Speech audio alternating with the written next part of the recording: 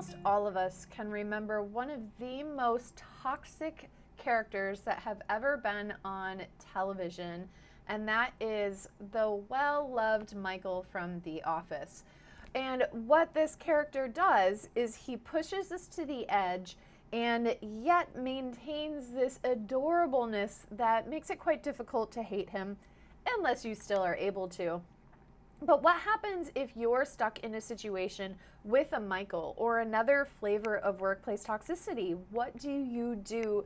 And today I'm going to talk with you about how to deal with workplace toxicity and stay mentally strong while maintaining your boundaries. I'm Dr. Nicole Cain, and there is a ton of free stuff in the link in my bio. The goal is to help you turn the page on anxiety, have less depression, and have access to resources that can help you get answers that you're looking for in your mental health. My training is as a physician and a clinical psychologist, and I'm able to bring together both of these worlds in order to help you get the answers that you're looking for. This video, this file, is an answer to a question that we had from one of our community members, and so I'm excited to talk with you about workplace toxicity today. And so, have you ever felt completely frustrated with a coworker, so frustrated that you feel like filing a report, or maybe you feel like just turning in your resignation, or maybe you have entertained a vengeful thought or two? Regardless of your industry, your job role, your particular place in the company, if you work with other people, it is very likely that at one point or another you're going to deal with workplace toxicity. And in this conversation, I'm going to talk with you about 3 variables and what to do about it. The first one is emotional agility, the second is effective problem solving, and the third is knowing your escape plan. So emotional agility is where we're going to start. And so what you need to remember is that ultimately, regardless of the level, flavor, and manifestation of toxicity, is that you are the one who is ultimately in control and responsible for your emotions. And so whatever may be happening around you, if you can't control that, which oftentimes you can't when dealing with a toxic person, is that you can work to cultivate a greater sense of personal control. And the first step for that is emotional agility. And so agility refers to your ability to be able to adapt, to be flexible when it comes to emotional stress or emotional difficulty. To be more emotionally agile means that you are able to maintain your sense of personal power regardless of what's going on around you. More emotional agility will help you feel more in control in a toxic workplace environment. And so if you've been tonifying those muscles, if somebody like Michael from The Office comes along, then you know how to deal with it and you have the personal power for dealing with it. But if you don't have the emotional agility, then these are the circumstances that can start to bleed into your personal life and your professional life, and it can impact your relationships, your self-confidence, your emotional well-being, your sleep, your career, and so much more. And so I want to actually share with you an exercise that I created in the Anxiety Breakthrough Program, and it's called the Power Model. And I designed the Power Model to help increase emotional agility. And it's something that you can do right now in 5 steps. And the more that you practice it, the more emotional agility you'll have and the better equipped you'll be to deal with toxic workplace consumers. And so I'm going to share that mnemonic with you today. And then after that, we're actually going to get into the most common type of toxic workers and what to do about it and how to look out for them. So let's start with the power mnemonic. So power, P-O-W-E-R. And so P stands for proof, O stands for opposite action, W is write your new story, E is emotional renewal, and then R is repeat. And so let's go through this together. If you have something to write with, then pull that out right now. Otherwise, this video, this recording will be saved and you'll have access to it later when you have time to get out something to write with so that you can start to work on making this work in your life. So let's start with proof. When something happens in an interaction, whether it's with leadership, with a coworker, with one of your employees, if something happens and an emotion comes up, the first thing that you want to do is look for proof of how you're concluding that. And so oftentimes when we're looking for proof, is that we have a feeling, and that feeling may be tied to the past. That feeling may be tied to a preconceived notion. That feeling may be based on an assumption from your own culture, your own history, your own narrative. And so the very first thing that happens is if somebody is toxic, if somebody says something to you and you have an emotional reaction, the first thing we want to do is look for proof in that emotional reaction. Is the way that I'm feeling, is the thought that I'm having right now, is that valid? Or is it based on something else and my emotion is based on something that I can't actually validly prove, right? So an example of that may be that somebody comes up to me and they're like, you're not contributing to the team. And then I feel really guilty about that. And so there may be this person who's just a really critical coworker. They come up to me, Nicole, you're not contributing to the team. You're a freeloader. I start feeling really self-critical. I start feeling really anxious. And so then the first thing in the power model is you want to look for proof that what you're feeling is based on actual fact. And when it comes to dealing with toxic coworkers, oftentimes it isn't based on fact. It's based on your experience of abuse from that toxic coworker. So the first step, write down the feeling that you have, write down the thoughts that are surrounding that, and then see if it's something that can be validated as proof. Right? Look for proof. The second, the O, is opposite action. And so again, this is diving a little deeper. And so we have tendencies to believe things that are said to us that are based on deeper stuff. So if I already have heard in my past or feel like or worry about not contributing enough to a team, if somebody who's toxic says that to me, even if it's not true, I may pay more attention to it versus if someone gives me a piece of feedback that had never occurred to me as relevant, right? So we always want to go deeper, and then what we want to do is we want to challenge with the opposite action. We want to challenge the opposite. So what if it's possible that I am actually contributing to this meeting and that Susie over here is feeling worried about her contributions and is blaming me? That's called gaslighting. It's projection, right? And so you want to start to explore the opposite. So I'm feeling this way. Susie said this to me. I have a past experience of worrying about this general thing to begin with. What if it was possible that the opposite was true? So you start to think about opposite action.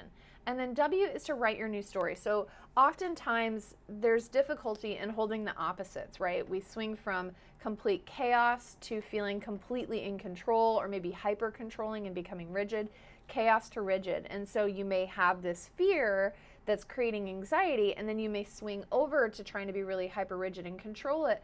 But what if we were to try to find something in the middle? So I do a good job, I do contribute, but maybe there's something that I missed the boat on. That is why Susie pointed it out, in addition to the fact that she tends to be more critical, right?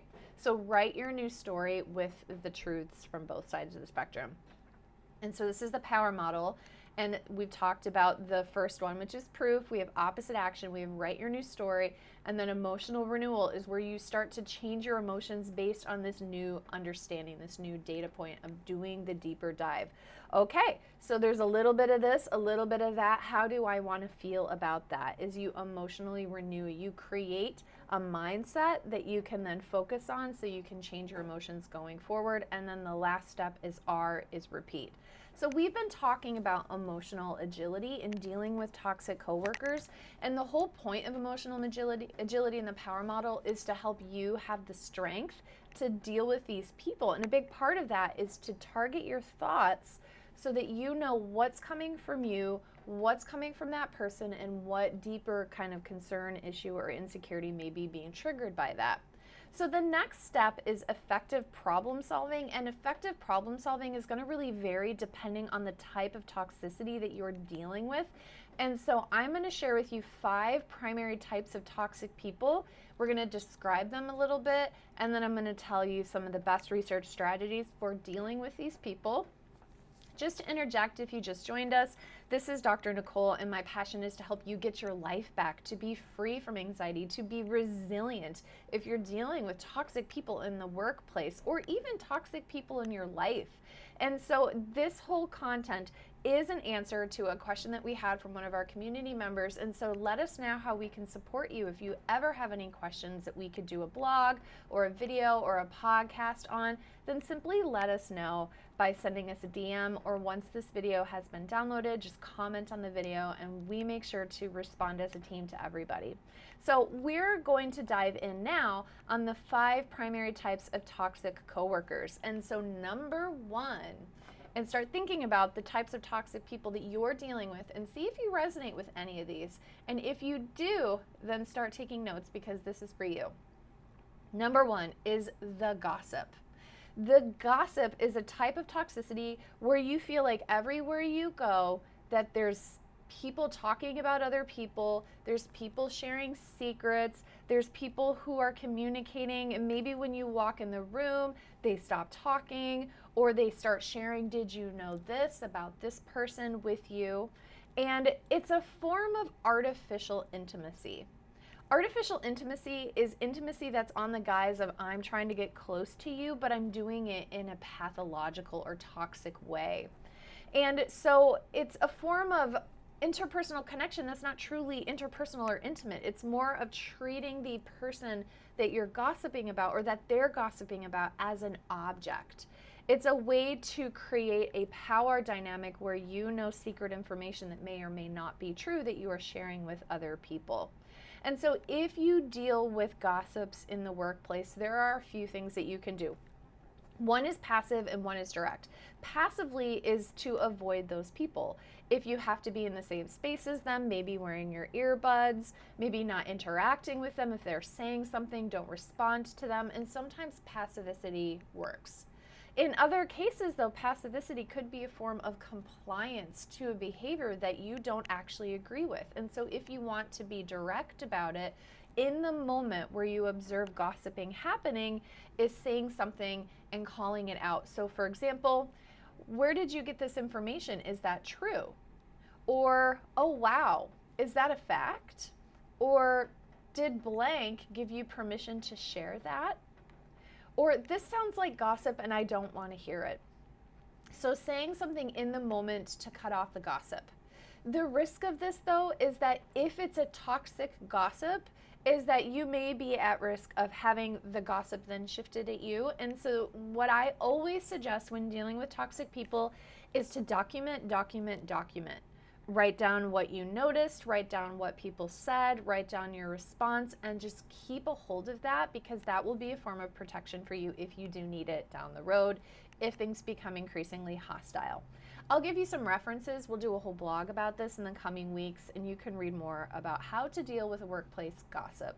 Okay, so that's toxic person number 1 out of 5, and the second one is the competitive.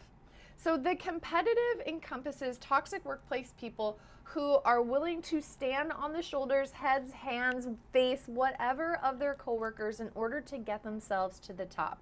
They may engage in behaviors that undermine their colleagues, that throw their colleagues under the bus, and then they may engage in conversation where they're putting other people down, taking credit for things that they don't deserve.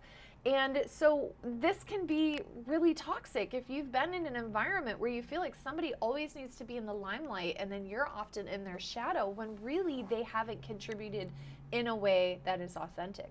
Or perhaps you're in a workplace environment and you're working your 9 to 5 and completing your expectations, but they're putting in 60, 70, 80 hours a week because they're so competitive and it makes it unrealistic for you. And so you feel like you're not going to ever keep up. This is a type of toxic workplace, and the response to the competitive is 3-pronged. And so the first is to gain understanding and the motivations of your competitive colleague. Where are they coming from? What are they driven by? Do they feel highly insecure? Are they a perfectionist? Are they dealing with trauma? Maybe they're trying to earn more revenue because they're dealing with financial struggles at home. Having empathy gives you information so that you can respond in the best way possible. And oftentimes with these toxic behaviors, there's something underneath of it that's causing a person to be toxic. Just like they say, suffering people cause suffering and hurt people cause hurt. And so if we can lean into understanding their suffering and then work to create solutions that are healing for them, it can create solutions that are also healing for you. So that's the first. Secondly, is identifying creative solutions to work collaboratively. And so if you can work collaboratively, how can we do this together? And so that may really depend on your industry. And so if somebody is incredibly competitive, you can work with them. Okay, this is how I feel like I can really contribute to this endeavor. What do you think that you can do? And try to work collaboratively. I feel like oftentimes the biggest impulse with a competitive, at least my biggest impulse, is to be like, I'll show you, I can do better. And then that can feed into the vicious cycle of the competitive, and the toxicity can get worse and worse and worse. So number one, empathy. Number two is creative collaboration. And then number three is emotional distancing. If this person is toxic, if they haven't been willing to show you their suffering by being authentic with you, if they're not willing to collaborate and work with you, then at that point, they've shown you their cards. You just need to emotionally distance. Maybe ask your manager to put you on a different project team, or see if you can transfer locations, or just simply avoid them. When they go to the bathroom, you go to the kitchen. If they're at their desk, you go into another space. If you don't have the freedom in your job to relocate yourself, then just simply limit engagement. Okay, so the passive aggressor. This is the third type of toxic coworker, and the passive aggressor can be the trickiest to deal with. The passive aggressor is cynical. They use gaslighting, and gaslighting is really confusing because you start to when you're gaslighted, you start to question, am I right? Am I insane? Am I confused? Is this all in my head? Am I doing something wrong and they're all in the right? The passive aggressor can be really sneaky, even if it's not intentional, but it can be really sneaky, and it's one of the most difficult behaviors to deal with. And so tactics used may be complaining about workplace culture. It may be behaving with hostility. It may be undermining, but it's all done in a really insidious way that's hard to put your finger on in terms of you did this and then that's how I felt. But oftentimes it's more like, I just feel gross and I don't know what to do about it. I've dealt with a lot of passive aggressive people in my family. I've worked in places where there was the passive aggressive type archetype, and I can tell you that's really hard to deal with, but there are solutions that can be helpful. So the best way to deal with a passive aggressor is to confront it directly. But we want to do it with empathy. So if somebody says something and you have a feeling, stopping and saying, what was that? Can we just rewind, and can we talk about that moment in just a little bit more detail? So let me give you an example. So I had a colleague who was in the kitchen, and she was looking at a blender, and she was like talking about this like new type of blender that came out, and she was expressing a lot of excitement about this cool new blender, and she was like blending up some food. And there's this other coworker who used to be there working at the same office, and the other coworker she overheard the conversation about the blender, and she stops and she looks at my colleague and she says, that blender's been out for like 2 years. Where have you been? And so it's hostile. It's kind of passive aggressive because it's not direct. It's just mean. It's insidious. And so the way that that person handled it is she just left the kitchen and felt total shame and sadness and embarrassment, and she was criticizing herself for being such an idiot not knowing about this blender. But if she had wanted to handle it directly, she could stop and say, hey, is everything okay? Or what was that? Or what did you mean by that? Because this is what I heard. And calling it out in the moment, because if we wait till after the fact, oftentimes the passive aggressor will be like, I was just telling you about blenders. So you have to do it in the moment, because there's so much more in a passive aggressor than what they say. It's how they say it, when they say it, and the context surrounding it. So you want to be able to direct it in the moment, but you want to do it with empathy, because oftentimes these passive aggressive archetypes are actually really insecure, and they're inserting things in to try to make themselves feel more powerful, respected, or approved of, or appreciated. And it's backfiring. We all know that. But by going in with empathy, it may help to diffuse the situation and then to be able to directly target it. Even if they don't acknowledge what you're saying, which probably won't happen, you've just put a pin in the map for an incident that you can then reflect back on later if you need to elevate it to higher management. Okay, so the number 4 type of toxic coworker out of 5 is the pest. And the pest can be any type of annoying coworker. This can be somebody who wastes your time, somebody who doesn't do their work, somebody who's making inappropriate comments, somebody who's making inappropriate sexual advances. It could be somebody who is messy, or it's somebody who eats really loudly, or that person in the office that microwaves fish and broccoli every single day. It's somebody that isn't able to read the room, and they're frustrating and annoying and toxically so in their inflexibility in changing their behavior. They're not picking up on social cues. They're not putting you at the top of their priority list as a colleague in a collaborative environment. They're putting themselves at the top of it. And this can test your patience. This can make you feel incredibly annoyed and incredibly frustrated. In fact, I had a family member who she was having a fight with somebody over a garbage can position. And so she would come in and the garbage can would get moved into the doorway so that this person that I knew would trip over the garbage can. So she would move it, and then that person would move it back. And then she would go through and move it, and then that person would move it back. It was harmless, but just really annoying.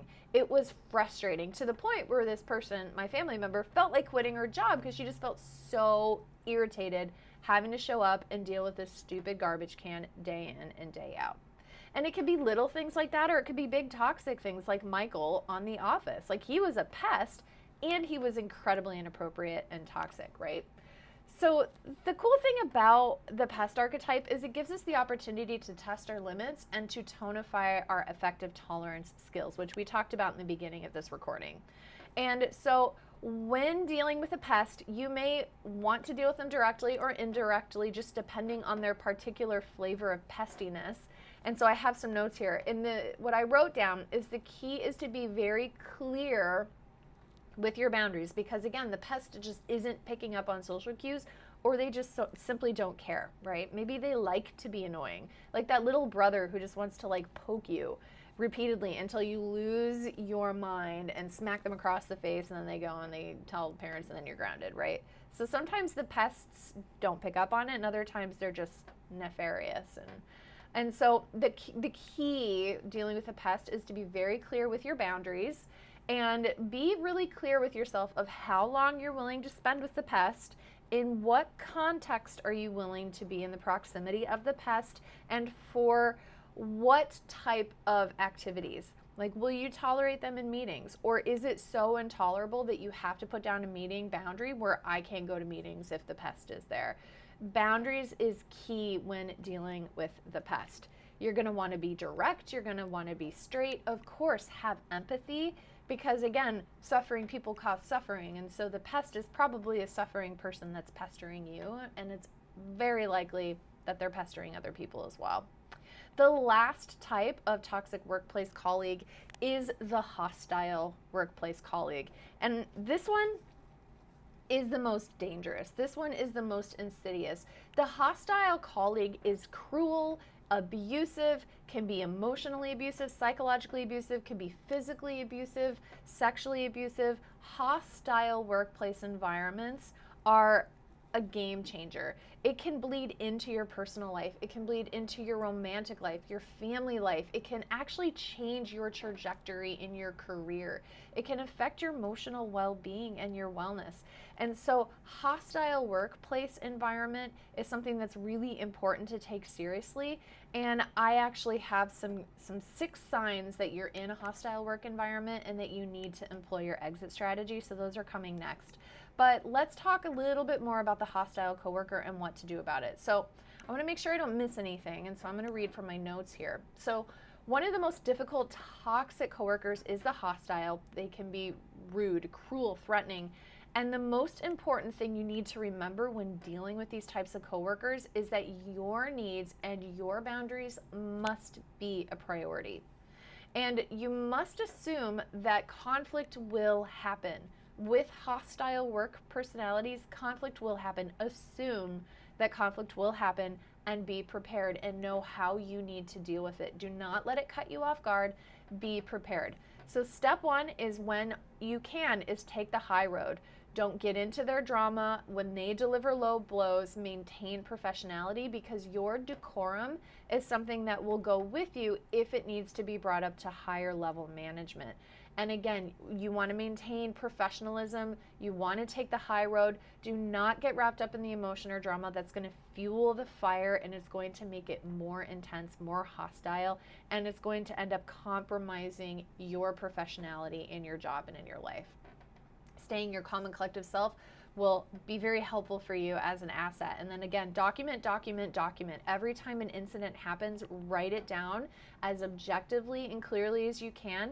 And if there is a system in place in your place of employment, then file a report every single time. File a report. If you didn't write it down, it didn't happen, right? So write it down, stay professional. Step number 2 is to practice radical empathy.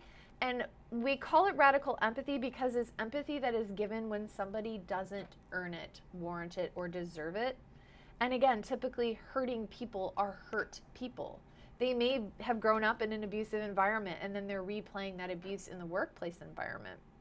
And I'm not saying to accept that behavior or to give them an excuse for their behavior, but by identifying where they're coming from, it can help you target solutions that will help to modify the root of their behaviors instead of strong-arming them into compliance. And this is especially important if you're in a leadership position, is that if you have a colleague and this person may be working under you or working alongside you, or maybe you're managing them, is if you can try to understand their suffering and what kinds of things are happening that activate them, working with that will be so much more powerful than trying to confront the behavior aggressively, because these type of hostile people will feed off of that aggression. So number 2 is to practice radical empathy. And then number 3, step 3, is to get a third party involved. Oftentimes with a hostile work environment, we cannot resolve it on ourselves. Conflict will happen unless that person is doing really deep work to get to the root cause of their hostility. It's probably going to continue happening. And so get a third party involved. Sometimes, babe, you can't win no matter how hard you try, no matter how much emotional agility you're cultivating. You've been practicing the power of mnemonic every single hour of every single day, and yet you show up and this person continues to be hostile.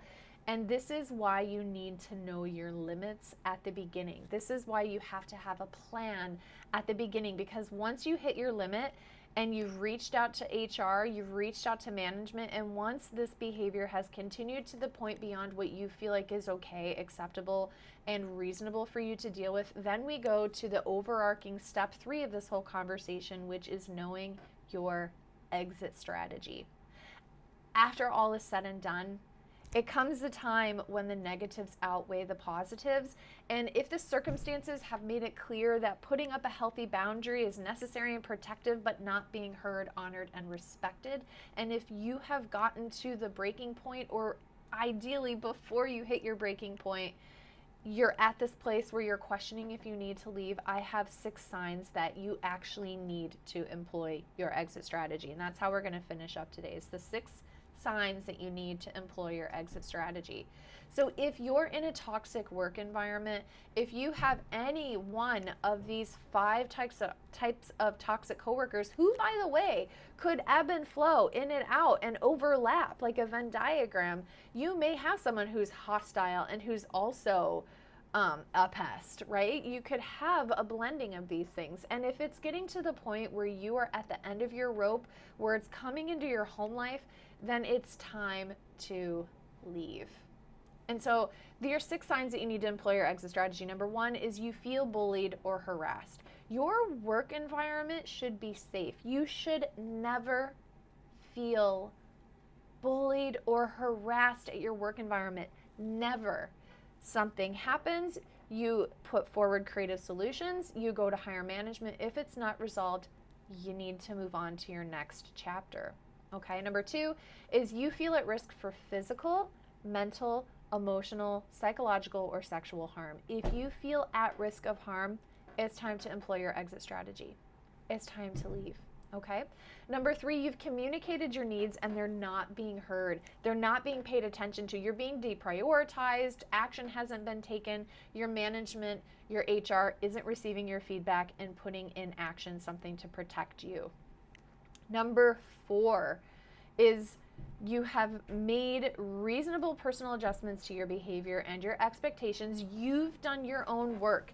You've done the emotional agility work. You've worked on your communication. You've employed the strategies that the literature says to try, and it's not working. You've gotten to the point where it's out of your hands.